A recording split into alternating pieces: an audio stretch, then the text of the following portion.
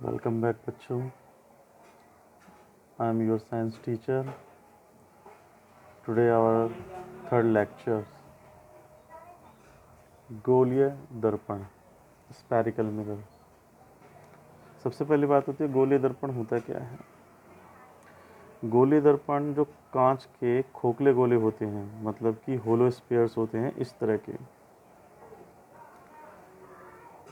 इन spheres को काट कर हमारे जो है स्फेरिकल मिरर बनाए जाते हैं. जैसे कि इसके इस हिस्से को इतना काट दिया जाएगा, जैसे कि कोकोनट का हिस्सा मान लीजिए, नारियल को जैसे काट दिया जाता है, और उसके एक तरफ हम सिल्वर की पॉलिश कर देते हैं. बिकॉज सिल्वर जो है वो एक बेस्ट रिफ्लेक्टर है. सिल्वर एक बेस्ट रिफ्लेक्टर है, मतलब सबसे अच्छा परावर्तक है. इस तरह से अगर हम बाहर की तरफ इसमें पॉलिश कर देते हैं तो ये बन जाता है हमारा अवतल दर्पण, माने कॉनकेव मिरर. अगर हम इसके इस हिस्से को काट कर अंदर वाले हिस्से में पॉलिश कर दें, मतलब दबे हुए हिस्से में पॉलिश कर देंगे सिल्वर की, तो ये बन जाएगा हमारा कॉन्वेक्स मिरर, उत्तल दर्पण. तो इसी प्रकार हमारी ये डेफिनेशंस भी बन सकती है कि अवतल दर्पण क्या होता है, यह कॉनकेव मिरर क्या होता है कि जिसके उभरे हुए भाग पर चांदी की पॉलिश की जाती है और दबे हुए भाग से रिफ्लेक्शन होता है. मतलब इसका रिफ्लेक्टिंग सरफेस जो है वो हमारा इनवर्ड होगा, मतलब अंदर की तरफ से रिफ्लेक्टिंग होगी. बिकॉज क्योंकि इसके जो बाहर का हिस्सा है, जो बल्गिंग पार्ट है, मतलब उभरा हुआ है, इस पर सिल्वर की कोटिंग कर दी जाती है.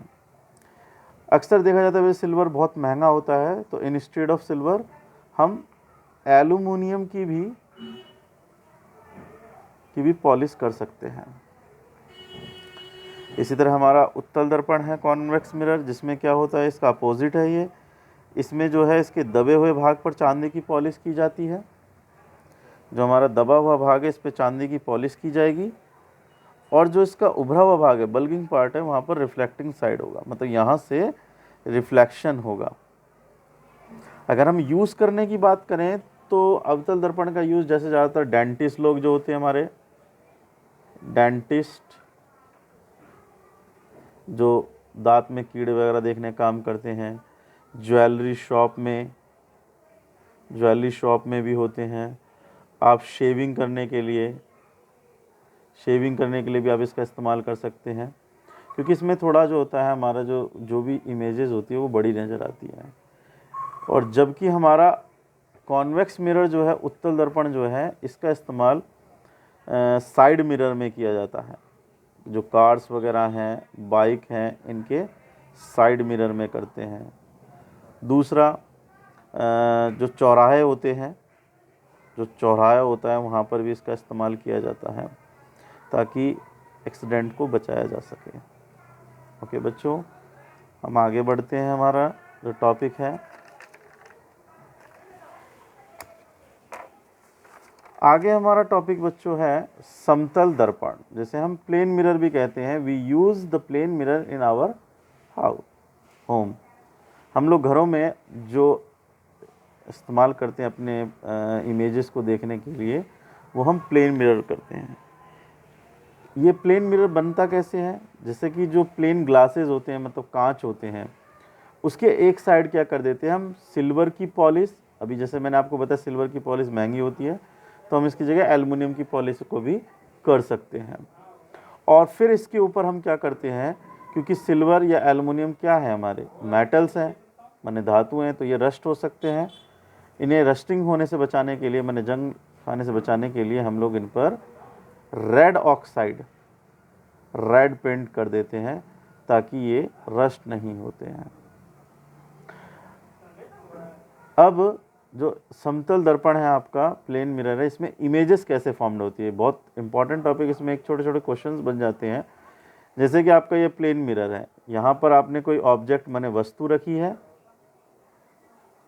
तो यहाँ से आपकी क्या हुई, इंसिडेंट हुई रेज, और ये आपका नॉर्मल n1 है, और फिर ये रिफ्लेक्ट हुई. इसी तरह एक और रेज हमने छोड़ी, ये n2 नॉर्मल है, ये रिफ्लेक्ट हुई. ये दोनों जो है बिहाइंड, मिरर के पीछे जाकर जब बनेगी, तो इमेज जो बनती है हमारी मिरर के पीछे बनती है. आप लोग सोच रहे होंगे सर मिरर के पीछे कैसे बनेगी, हम लोग तो देख नहीं पाते, हमको नज़र आगे आता है बट इमेज पीछे होती है। इसमें क्वेश्चन होता है कि जितनी डिस्टेंस पर आप किसी ऑब्जेक्ट को रखोगे, माना आपने x डिस्टेंस पर कोई ऑब्जेक्ट रखा, तो उसकी इमेज जो होगी वो भी मिरर से x डिस्टेंस पर ही बनेगी। अंडरस्टूड? अगर किसी ऑब्जेक्ट को हम मिरर से x डिस्टेंस पर रखते हैं, मानो 2 मीटर की डिस्टेंस पे रखते हैं, तो इमेज जो बनेगी वो भी 2 मीटर पे ही बनेगी। किससे? मिरर से।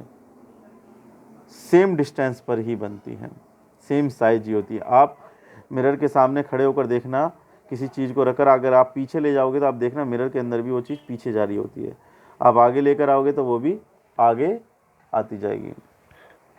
इसमें क्वेश्चन बन जाता है कि किसी ऑब्जेक्ट को मिरर से x डिस्टेंस पे रखा, तो बताओ कि इमेज की डिस्टेंस ऑब्जेक्ट से कितनी होगी।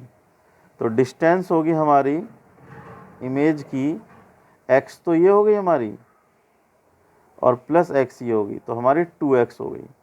इसी तरह अगर हमारे 2 हैं तो 2 और 2 4 हो जाएगी। इस तरह का क्वेश्चन हमारा पूछा जा सकता है। अब आता है nature of images. Plane mirror में जो इमेज बनती है उसके नेचर क्या होते हैं, प्रकृति क्या होती है, किस तरह की इमेज बनती है। तो बच्चों, जो भी इमेज प्लेन मिरर में बनेगी वो वर्चुअल इमेज होगी, मतलब जिसे स्क्रीन पर नहीं लिया जा सकता है। इरेक्ट होगी माने सीधी होगी, सेम साइज माने जितनी ऑब्जेक्ट होगी उतनी ही साइज की वो बनेगी, और same distance from the mirror, मतलब जितनी डिस्टेंस पर ऑब्जेक्ट रखेंगे उतनी ही डिस्टेंस पर इमेज बनेगी। ओके बच्चों, थैंक यू। घर पर रहिए, सुरक्षित रहिए।